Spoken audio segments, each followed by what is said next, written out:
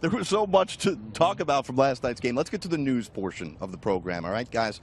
Multiple media outlets reporting Friday afternoon that the NBA will not be suspending Kevin Love for leaving the court during the Tristan Thompson and Draymond Green altercation. However, it is unknown at this time whether there will be any sort of fine or suspension for Tristan Thompson, who was ejected from the game for the flagrant foul 2 on Sean Livingston. But clearly, guys, he also made contact with Draymond Green's face. 3D, should there be a suspension for the Cavs starting center for Game 2? No, it should not. I know it looked kind of messy, and Smitty and I were talking about it. What Tristan Thompson was trying to do, we get. Obviously, you're not trying to hurt Sean Livingston with the elbow there. And then, obviously, Draymond Green said something to escalate that. And Tristan, once you get ejected, you have to leave the court in a timely manner. So much of a timely manner, so I don't think it gets suspended, Smitty. You know, I'm with you, 3D, and obviously the rules is, you know, up connection of the head, but I don't know if it says with the basketball. Right, so, right. I know it was a little shove with the ball into the face of Draymond Green, but I don't think it should be an ejection for Tristan Thompson. Okay, either way, whether he is suspended or not, does it concern you, though, of the mental state of where the Cavs are right now? Obviously, the whole J.R. Smith situation, but for Tristan to put it in the hands of the league to determine whether he can play or not, that's got to be concerning. Well, it's concerning for all the coaches and fans and players involved. On either side, you don't want you guys to lose their cool. And obviously, but that's the game of basketball. And when you're talking about two players and two teams that played 4 times for all the marbles, it is hard to control your emotions, and you have to. And fortunately for the Cleveland Cavaliers, and we don't know yet, but hopefully he's not suspended, and he'll get a chance to play in Game 2. Sometimes you just got to turn your back on him and walk away, though. You right? have to. Yeah, sometimes. Yeah. Yep. Well, let's get more from the Warriors practice facility, where Kristen Ledlow is updating us as we have 48 hours to contemplate what happened and to get ready for Game 2. I'm at the Warriors practice facility with the team holding a 1-0 lead over the Cavaliers in the NBA Finals after an overtime win on Thursday night. And while both teams have been impacted by injury, Andre Iguodala hasn't seen the floor since Game 4 of the Western Conference Finals. Coach Steve Kerr said today that he's considered doubtful for Game 2, but that he was at the practice facility and he is working towards a return. As for Klay Thompson, he had this to say on a scary leg injury early in Game 1. It's sore, but it's nothing too bad. It's less sore than it was last night, so that's a great sign. And I expect it to heal up even more by tonight, hopefully. I think I've had a high pain tolerance since I've been a kid. And at this point in the year, everyone's going to be a little banged up. So you got to play through it. And you can be sore going into the summertime. That's how I look at it. Clay's just a physical specimen. I mean, it's just incredible. The resilience, the stamina, you know, to play both ends night after night, 40-plus minutes in the playoffs. He's a machine. Meanwhile, on the Cavaliers side, Coach Ty Lue also addressed the media, and he had this to say on the team's collective mindset moving forward. Listen, we're not broken, all right? We lost a game. You got to win 4 in this series. We understand that. And it was a tough game for us. You know, we played well enough to win, but we didn't. So now we got to move on. So the guys' confidence are not shaken. We see what we need to do and how we need to perform to win. So we have the blueprint, so now we got to execute at a higher level. All right, that's Kristen Ledlow reporting for us at the Warriors practice facility. Back with 3D and Smitty. Guys, the news here that we're looking at, Andre Iguodala, doubtful, didn't play in Game 1. What about Klay Thompson, who still managed to play 46 minutes, shoot 50% from the floor, hit 5 threes, came out with what the team called a knee injury, may now be down to his ankle. 3D, what's your take on how he looked from your standpoint, and if you think it will be a factor the rest of the way? Well, I think having 2 days off really helps that sore ankle, whatever the left leg is. But to hear him say that I have a high threshold for pain, knowing he's going to be on the floor, Smitty, only thing I question for Game 2 is how can he move laterally? Can he go side to side to be able to play the defense we know he can play, because he is the on-ball best defender on that team since Iguodala's out. Offensively, he's going to be fine because he's catching and shooting. So you saw in the fourth quarter, he was able to find his spots, get the shot off, and knock down shots. So defensively is the only concern I have. Yeah, and 3D, when it happened, I just scared for any player. I mean, saw Klay Thompson get it caught, and obviously glad he got it out of there before it was stuck and planted. But I was so relieved to see him come back to get a chance to play. So hopefully him everybody's a little banged up, and obviously you said he should be better because of the 2 days rest. I think he'll be okay. But 3D said it best, laterally and coming down. That's the one thing you're concerned about for Klay Thompson. And he's got to guard a guy who all he did was score 51 points in game one. Guys, LeBron James did something that, quite frankly, we had never seen before. And Steve Kerr was talking about this last night. Steve Kerr played with Michael Jordan and talking about the level at which LeBron James is doing what he is doing. Maybe we had never seen something like this before. Great performance. I think he did everything he could to, will our team to win. He's been doing it all season. You've seen it all season, Dave, of, playing 82 games, throughout the course of the playoffs, making big shots, game-winning shots. And this right here is just a testament to what he's been doing all year. He puts in the work. He takes care of his body. He's always doing the right thing. So last night was no different, scoring 51 points, 8 rebounds, 8 assists, and just showing his team on the biggest stage of how you have to play to beat this team. And he did a great job of that. Can he play any better than that? I hope so. You know what, Jared? He has to.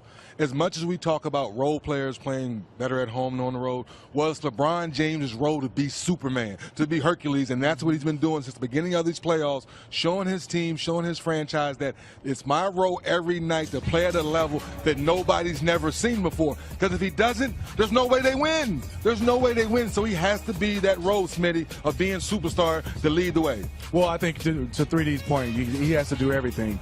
The one area, yes, we're adding to a guy that was Superman. I would love 3D for him to just say, hey, I got to score, but also come out there and get about 15 rebounds to go with it, which is, unfortunately, asking him to do that much for his team. How can LeBron be better, and what the guys around him need to do will be discussed later in the program. I will not get enough of seeing a grown man get up and angry and then watch him wear shorts with a suit. I mean, that's the best part of the whole thing. Okay, but moving forward, okay, we may never know what J.R. Smith actually was thinking. But how, Dennis, does this now affect J.R., the rest of the series starting Sunday, Game 2? Believe it or not, guys, I don't think it's going to bother J.R. because J.R. is J.R. The only thing I'm shocked about, Smitty, just all playoffs since round one, we haven't seen the old J.R. that would come down and just let shots fly. We know he has a green light to shoot the ball whenever he wants to. Ty Lewis told me numerous times he has the green light to go hunt shots. But this JR we've seen throughout this whole playoff, Smitty, he hasn't been that same gunshot type of guy. And now for this to happen, I still think he comes out and takes the first shot and lets it fly and keeps it moving. I'm with you, 3D. I think for him is when he gets on the court, he'll be fine. He'll take shots. He'll make or miss shots, and he'll be JR because he's fearless in taking shots. He's always played that way, like you said. In these playoffs, I don't think he's been fearless enough, really. Also with his talent and just seeing the stat, JR is a guy that's just not a shooter. And that's the part I'm looking for JR to be able to drive the basketball, initiate basketball plays. This one, he can say whatever he had. He had a brain freeze, obviously, because we all had him. But in a big moment like this, because it was a free throw and stoppage of play, should have been able to gather himself and see time and score. So it was a brain freeze by J.R. Smith in that possession and that play in the finals. All right, so a lot there from JR. But what about the block charge? Last night, here we go. Warriors possession, Kevin Durant ball. As you know, the initial call on the court was an offensive foul. But the officials went to the replay. The controversy is why the officials went to the replay, and are they allowed to do so and then come to the conclusion that they can overturn it.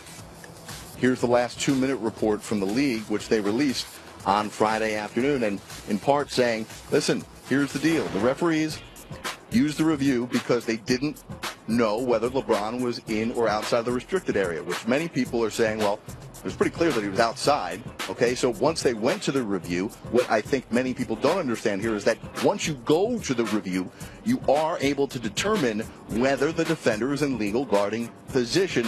Replay showed, according to the last 2-minute report, that LeBron James was not in legal guarding position because he was turning his body and moving into Durant when contact occurred.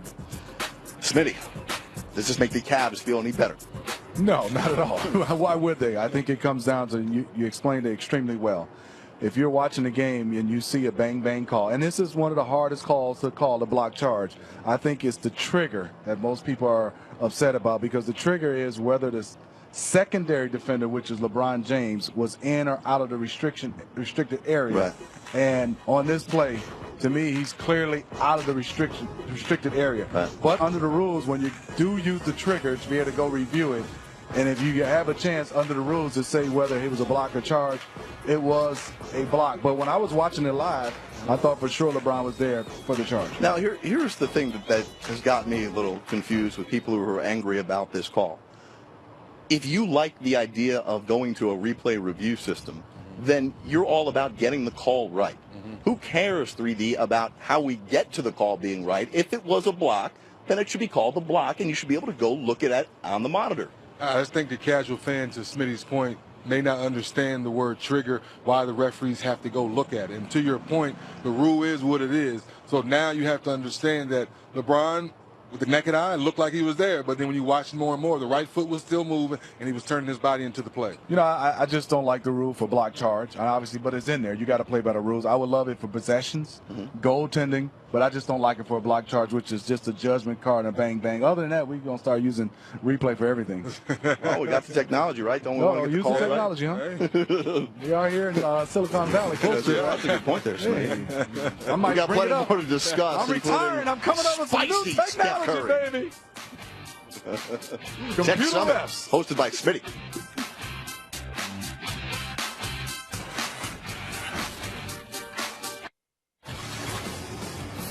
Steph Curry, a two-time regular season MVP. Some critical of play in the last three NBA Finals. It's a little bit ridiculous because the dude's averaging about 27 points per game in the NBA Finals in his career. And look what he's done over the last couple of games here. Game 6, Game 7 of the Western Conference Finals, and then last night in Game 1, Curry, tremendous 29 points. And Smitty, you know what's interesting? Last night it felt in the arena very un-Oracle-like. There was a lack of energy here, right? And then Steph got going. That 16-5 run capped off by that 35-footer to end the first half. That brought some buzz to the building. Jared, I like the term you just used. First of all, I think, one, Cleveland Cavaliers and LeBron James had this Oracle Arena just kind of subdued. Yeah. But then you said, like you said, then here comes that little guy they call Steph Curry. I think people understand, and arguably they say Kevin Durant is the best player. But this is the guy, I think, 3D, the way he plays fearless and the shot he takes and makes gets them going. And he had been subpar, Steph Curry. But like you saw in that graphic, the last 3 games, when his 3-ball starts to work, everything is going. And for me, you know it, 3D. I knew when you got going, you had that little walk. Steph is that smile and shimmying. When you get to start to go into your antics, 3D had this walk. After he hit the He walks that way regularly now. It's a little different, though. It's a little bit more of a giddy up. Oh, he getting going. But Steph is a little shimmy and a smile. So he's starting to get that going, and that's where I think it's a little scary for the opponent once he gets going from behind that 3-point line. 3D, we saw it last night. The Cavs, much like the Rockets, the Western Conference Finals, oftentimes hunting for Steph Curry in that pick-and-roll switch. Yeah, it's been huge for Ty Lue the whole playoffs that he looks for a guard. Smitty did the same thing in the Eastern Conference Final with Terry Rozier. So now, obviously, he's looking on Steph Curry. So I will give Steph Curry a lot of credit. He is putting the fight up, putting the battle up. The question is, Smitty, can he continue to do that? So now what the Warriors are doing, when they know that's happening, you give Steph Curry a lot of credit. He's fighting, he's getting in there. And now they build the wall. So look at Looney, look at those guys spread their hands out to show more people, more hands in the driving lanes. And that's how you're trying to take LeBron out of rhythm. Now, how do you do that, Smitty, when a guy's got 51 points? You keep getting your hand in there. Looney knocks it out. You get out and run and get your transition game going.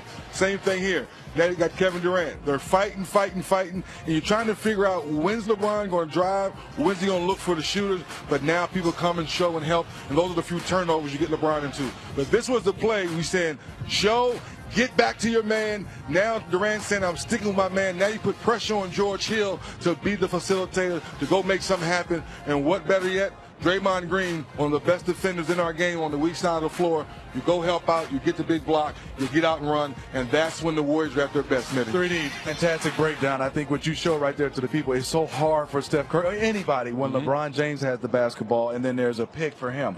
But I think it's a little bit easier for the Warriors when LeBron's setting the pick and being able to, that guy has to be aggressive, George Hill, to make that work. Exactly. Guys, let's talk about Kevin Durant, who I think had a weird stat line last night. 26 points, 9 rebounds, 6 assists, and the surface looks pretty good. But Kevin Durant in the fourth quarter, 0 for 4 from the field. It continues a trend since the start of the Western Conference Finals. KD in the fourth quarter shooting just 27%. Smitty, he's 2 of 12 from three-point territory in the fourth since, again, game 1 of the Western Conference Finals. And you know what, Jared, in 3D, the first 13 outings in this playoffs, he was shooting over 50%. You start saying, ooh, this is scary for everybody. The last 5, he's down to 39%. And those numbers you said in the fourth quarter and basically in overtime, you call it crunch time. This is where he's struggling. To me, 3D, he's a phenomenal scorer. Born to score the basketball, but I think right now it's a little bit too much one-on-one for him. I would love to see him set more picks. Because quite obviously, 3D, if I'm guarding Kevin Durant, he goes up to set a pick. I know I'm supposed to help, right? But I might get a little brain freeze too because I'm guarding this guy. Because the one thing about him is if you're late 1 second, because there's no one really tall enough to block his shot, I just think I would love to see him doing more movement without the basketball so he can get some more catch and shoot and one dribble pull-ups. Do you think it's probably him not being comfortable in the system yet? No, I don't think it's him not being comfortable in the system because I think he can play in any system. I think for him is you revert to I can do it when you start to get a little bit of adversity 3D, and I think that's where he's going to and saying, hey, give me the basketball and I can take over. I said when in doubt, the system, I believe in it, but I think sometimes when things aren't going well, you revert to the things that got you there, and I think that's what KD's going through right now. Interesting. There's a lot to break down from this game still to go. Plenty more when we come back on this edition of NBA Game Time presented by State Farm. We're live at the 2018 NBA Finals. LeBron James made some history, but he didn't get a W. Can he do it in Game 2 again?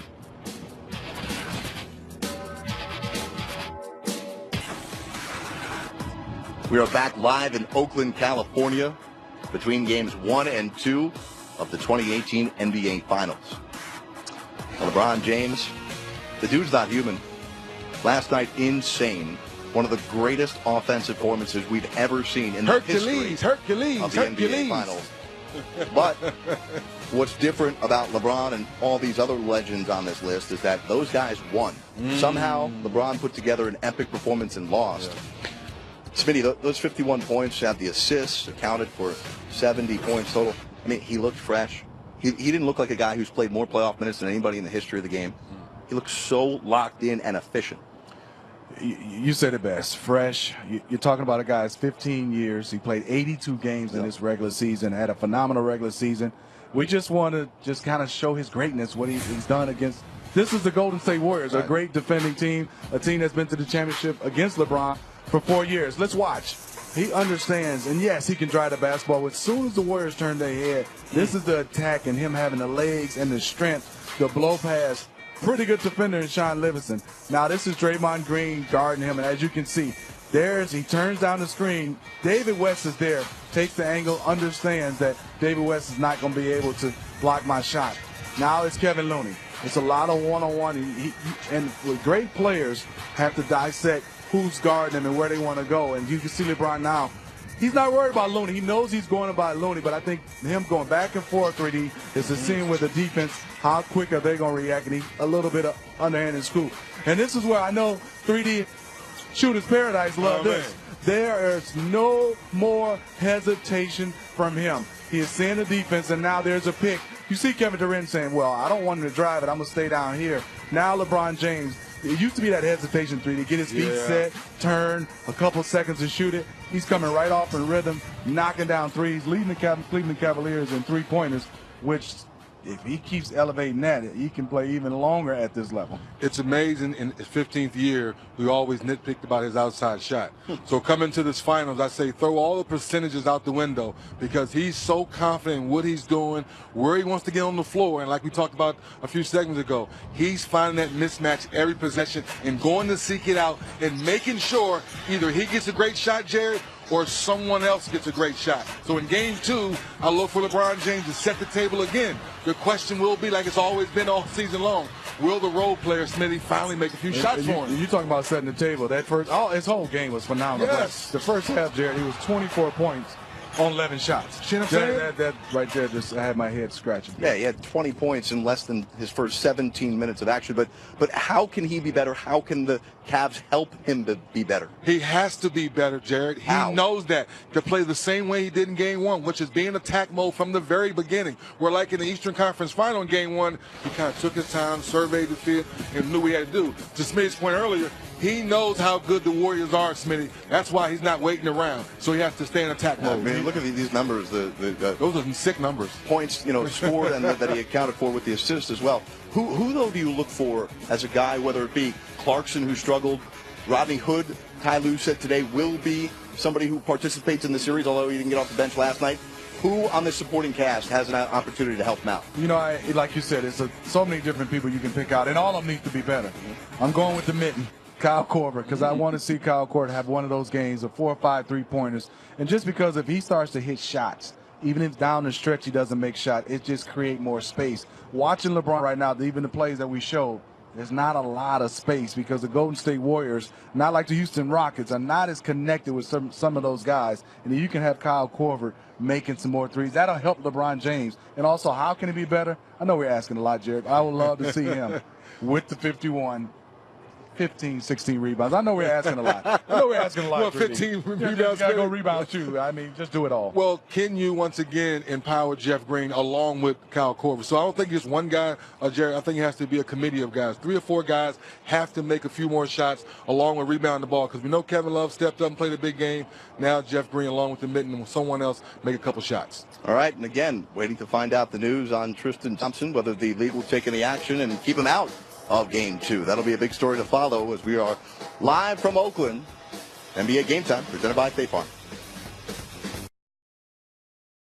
George, we didn't get a chance to talk to you after the game. Just how did you feel when it was over? You guys kind of had a chance there to win in regulation. You hit the first shot. You missed the second one. How tough of a night was it for the team and maybe for you individually, how it ended? I mean, it was very tough. We felt like we played a good game, complete game.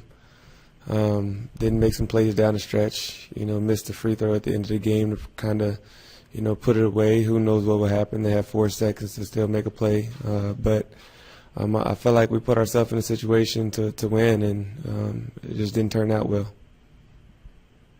At the end of games like that, if there had been a timeout, coaches, I'm sure assistant coaches would be saying, hey, time is 4, check the clock, whatever. I'm curious, in a situation like that, are guys talking on the court, hey, we're tied or we're down a point here, we got 4 seconds left, or do at this level do guys just assume that everyone knows how much time's left? I'm not sure. There was so much stuff going on in the game with plays getting reversed and things like that, I probably was discombobulated a little bit, but we take it on our chin. We made a couple mistakes down the stretch, and just those one mistakes didn't cost us the game. It was a team effort, and we win together and we lose together. Thank you. Thank you very much. Our next question in queue will come from Mark Medina with Bay Area News Group. Please go ahead.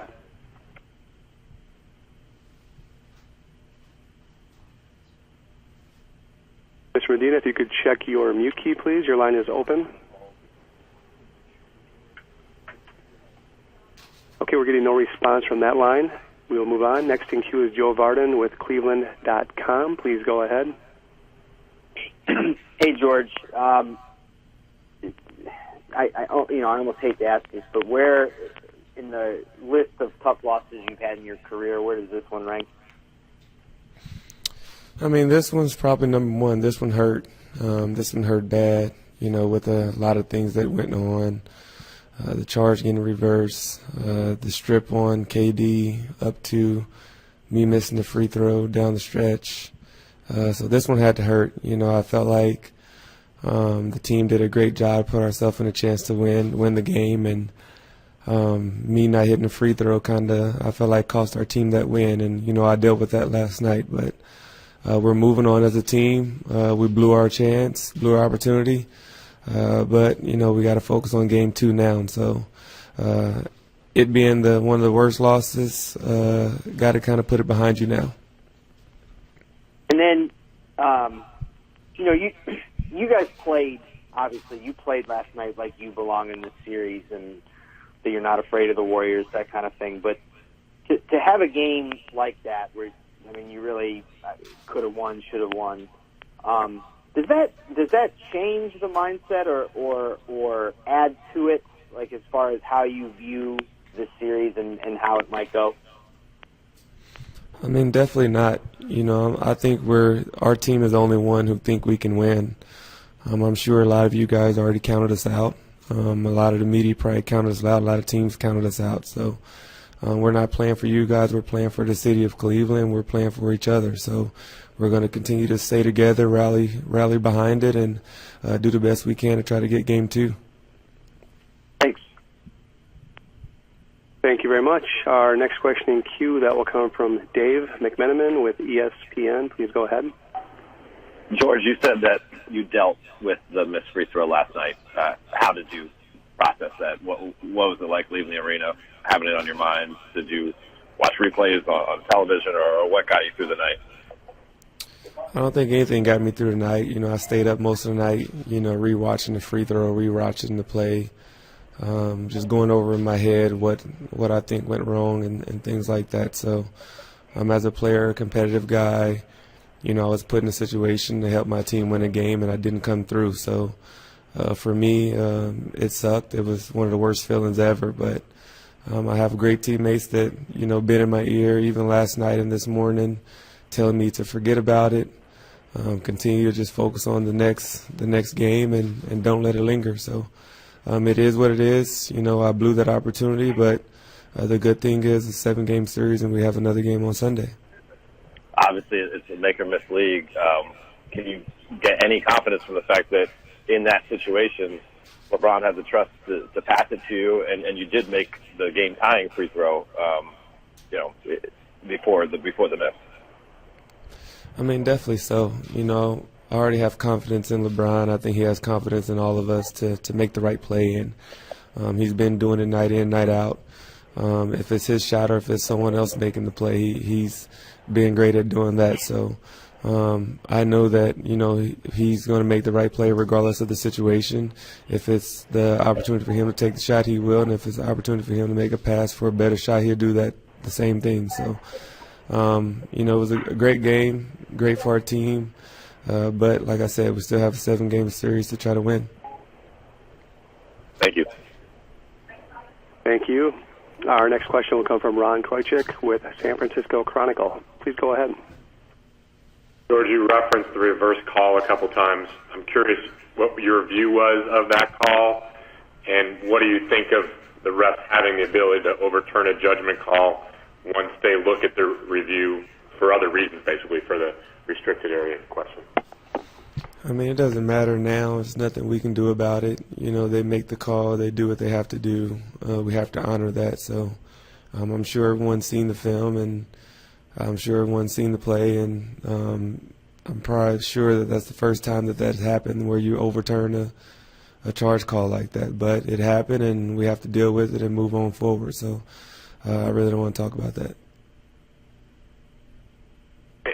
Any reaction to Kevin Love? There was talk that he might be suspended, and he's not going to be, apparently, for coming off the bench. And apparently it hasn't been decided yet on Tristan Thompson. What are your thoughts on that? If we're going to be that petty to do that, then so be it. But I don't think it was a big deal, and we'll let the NBA figure that part out. Thanks. Thank you. Our next question in queue is from Marla Ridenour with Akron Beacon Journal. Please go ahead. George, Coach Lou just said you guys aren't broken, that your confidence is still there. Have you gotten a sense of that just from the guys you've talked to in the last few hours? Definitely so. If you look at game 1, we can win this series, playing the right way. So I'm sure, everyone in this locker room felt that we gave one away and we missed the opportunity. But like I said, we still have a game on Sunday to make up for it and do the best we can and get back on the right track. Thank you. Our next question is from Greg Logan with Newsday. Please go ahead. Hi, George.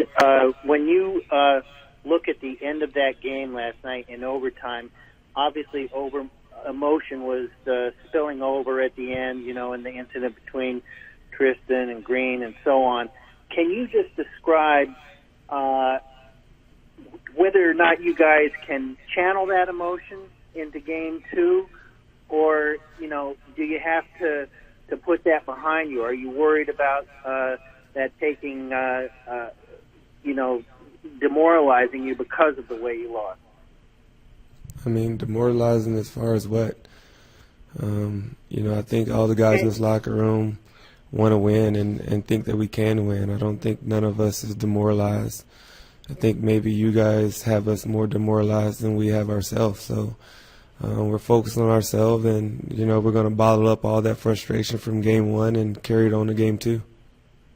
And even though a lot of you guys on the Cavs are new to this rivalry, can you just describe, the intensity on the court between these two teams that has developed over the past 4 years?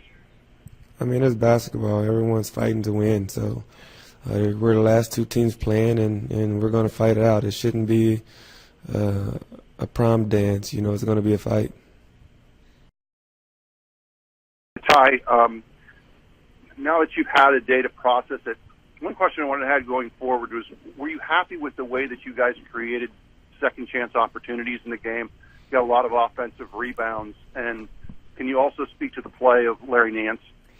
Yeah, we're very pleased with that, having 18 offensive rebounds.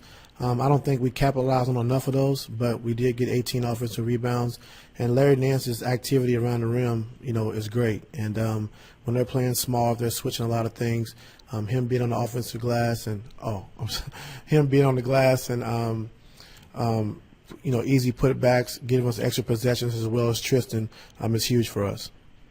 Kevin had mentioned that it's kind of you got to be careful though too. If you commit too many guys in on it, then you can get burned the other way. So is this one of those things? You just a balancing act of being careful about how many guys you send to the glass? Well, I think if Kevin's inside the paint, definitely go for the offensive rebound with him, Larry, and Tristan. But if they're on the perimeter and the shot goes up, it's hard to crash from the perimeter and then try to, get back in transition because they're so fast. So if they're in the paint and they're around the basket, we definitely want those guys going for offensive rebounds.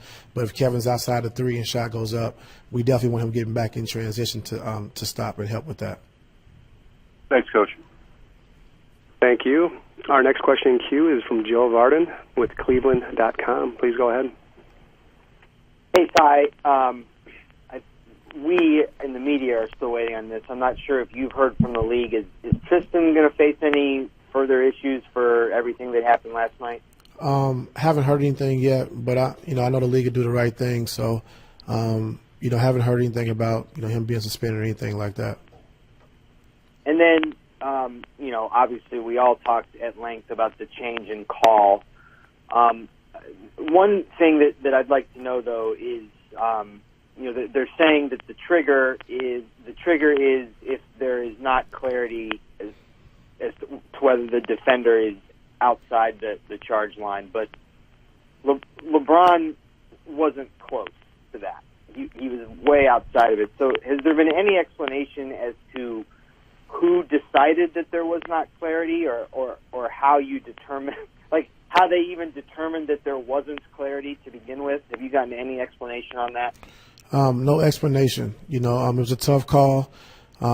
We understand that, but now we got to bounce back and be ready to go, for game 2. And our guys was, disappointed about the loss, but it's behind us now. Now we got to focus on what we did well and carry that into game 2 and play better. Thanks, Sam. Thank you very much. Our next question in queue, that will come from Dave McMenamin with ESPN. Please go ahead. Hey, Ty. 2 questions for you. One, another question about the league. Have they fined you for your comments about the ref? I haven't heard anything yet.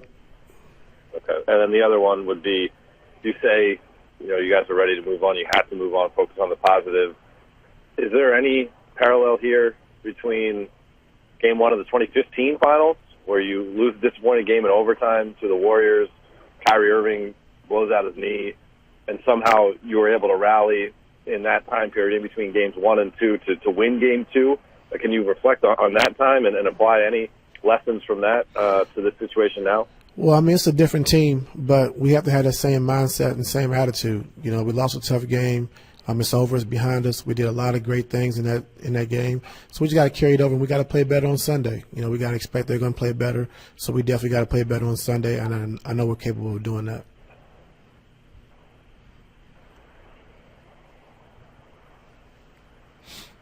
Thank you. Our next question in queue, that will come from Mark Spears with ESPN, The Undefeated. Please go ahead. Hey, what's going on today? How you doing? I had a question about just Rodney Hood. I was wondering if you could just talk about. Your phone line's cutting out, Mark. I wonder if you could talk about just Rodney Hood and what kind of caused him to go. I can't hear you. I can't hear you, Mark. You can't hear me? No, it's cutting in and out. So my question was about Rodney Hood. You said Rodney Hood? Yeah. Okay. And just what, just talk about his, arrival and kind of what's gone, where things have kind of went in opposite directions for him. I can't. Got here, going from being a great scorer in Utah to struggling in Cleveland. I can kind of hear your question, but Rodney's been working hard. Had opportunities in the first round, and he's been working to play, and he's going to get opportunities. So just because he didn't play last night or that much in the Boston series, I've always talked to him about being ready, staying ready, because he has a great talent, and we're going to need him. So he's going to get a chance and an opportunity. Is confidence the biggest challenge for him? Yeah, I think coming from a situation in Utah where he was accustomed to, he was used to that, and then coming to a situation after midseason, to a team that had championship aspirations, and he didn't really get a chance to have a full year and a full training camp, and understanding what we wanted here. But he's been great, and he did a good job throughout the course of the regular season, and then the playoffs it's just been a little different for him. So.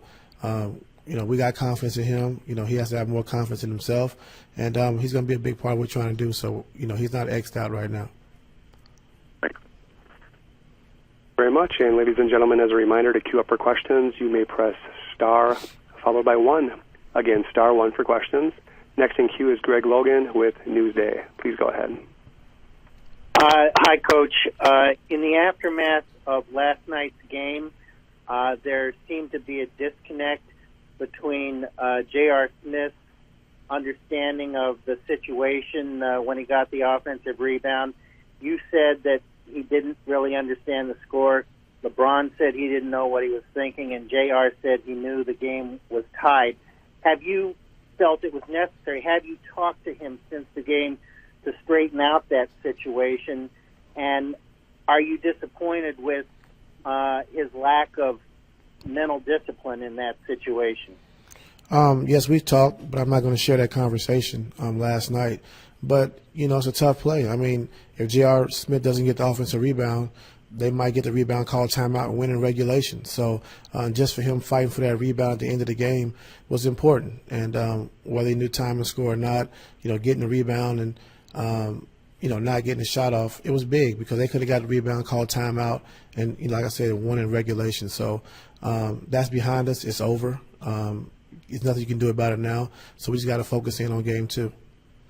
And so can I ask then, have you lost any confidence in him, or do you expect him to start again in game 2 and go on from there? Yeah, he's going to start, and no, I haven't lost confidence. JR can shake off anything, and when everybody tends to count JR out, that's when he comes through. So he's definitely going to start again, and he's a big part of what we do. And that last play is over, it's behind us, and now we got to move on. Just one more thing, if I could. How does the team, as a team, overcome such a demoralizing event? Well, every game in the playoffs is important, whether you lose by 30 or lose by 1 or whatever happens. So, the game's over. There's nothing we can do about it. The team understands we had a chance to win that game, but we didn't. So now we got to move on. We can't dwell on it. We can't live on that because then we won't be able to perform in game 2. So it's behind us, and we're ready to go for game 2. Thanks a lot. Yes, sir. Thank you very much. And our next question in queue, that will come from the line of Tim Reynolds, Associated Press. Please go ahead. Hi, not really, not just specific to Sean Witherspoon's shot last night, but what's your policy, if there is one, on when you guys take a violation, when you guys look to score? I mean, usually the benches are kind of emptied at that point anyway. Do you have a policy on when to play it out or when to take a shot clock violation when you guys have the ball and know you're about to win?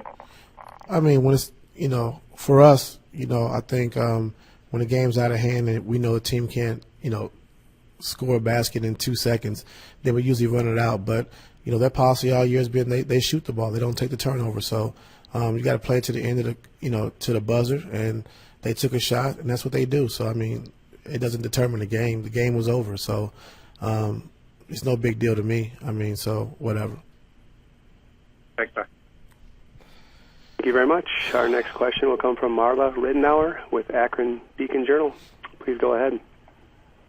Ty, one more thing about kind of in the shaking this off. I mean, will you guys do anything today as a team, or is everyone going their separate ways, or do you think they need to be together or apart? Or no, wondering. We'll have a team dinner tonight that we'll all get together.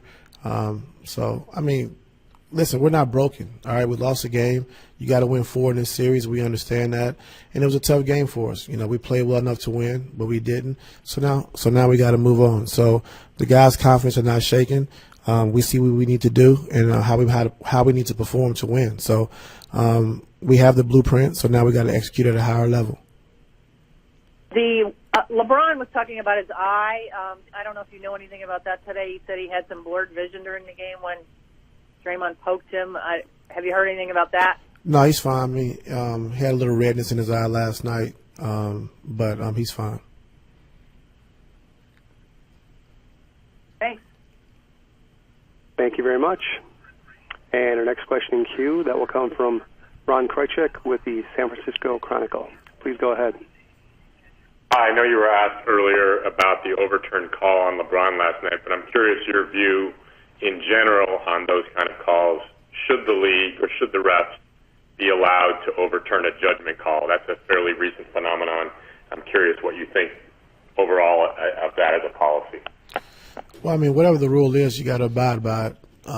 But I just wasn't clear on the rules about if you check it, if he was inside the restricted area or not, and then you change the call when he totally was outside. So whatever the rule is, just stick to that rule. So, I'm not sure as far as the circumstances from last night. But it's over now. We got to move on. Thank you. Thank you. The next question will come from Dave McMenamin with ESPN. Please go ahead. Ty, you might run out of ways to describe LeBron because he's done a lot of amazing things this postseason. But where did Game 1 rank for you? I mean, 50-plus points, 8 rebounds, 8 assists, and was scoring from all over the court. And when Golden State seemed to put a gap in between you two teams midway through the fourth quarter, LeBron kept you guys in and kept getting to the rim. What do you make of his performance? Great performance. I think he did everything he could to, will our team to win. He's been doing it all season. You've seen it all season, Dave, of, playing 82 games, throughout the course of the playoffs, making big shots, game-winning shots. And this right here is just a testament to what he's been doing all year. And he puts in the work. He takes care of his body. He's always doing the right thing. So last night was no different, scoring 51 points, 8 rebounds, 8 assists, and just showing his team on the biggest stage of how you have to play to beat this team. And he did a great job of that. Can he play any better than that? I hope so. I know it's asking a lot, I know it's asking a lot, but, we need him to lead by example, being aggressive, attacking the basket. And we know they're going to come and help. They're a help team, and guys are going to get shots. Or, if you don't have a shot, then you got to put it on the floor and make another play. So he did that last night, and, he has to keep it up. Yep.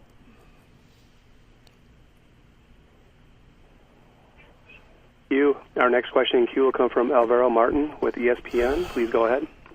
Coach, last night there seemed to be an emphasis on keeping the pace under control. maybe slowing down the pace a bit. And yet maybe in 4 or 5 possessions, the action at the end of the possession came in maybe a second and a half or half a second and a half too late for you to give yourselves options if the first initial action didn't work. What were your thoughts on pace and on the initiating of the last attack on the basket at the end of possessions last night? I thought the pace was good. I thought when we had chances to run and get out in transition after rebounding the basketball or turnovers, we did great. As far as, trying to create the switch and, attacking to be able to make another play, another move, we got to get into it a little sooner, a little earlier. But, overall, I thought we did a good job of getting to the mismatch, taking advantage of those mismatches. And then, a couple of times we got into it a little late, so we got to do it a little faster. Thank you. Thank you. The next question comes from Joe Varden with Cleveland.com. Please go ahead. Tried to talk a little bit about this last night too, Ty, but now that you've seen the film, can you talk about what happened in overtime, or was it merely just being overcome by emotion just by what happened at the end of regulation? You guys just couldn't do anything in the extra seconds. We had some good shots, and we didn't make them. And then, they made a couple shots early to kind of get the lead. And we was kind of playing from behind, playing catch up. But we got some good shots. Like JR got a wide open 3 to start to start the overtime that we didn't make. Kevin got a good look. So, we just couldn't make shots in overtime.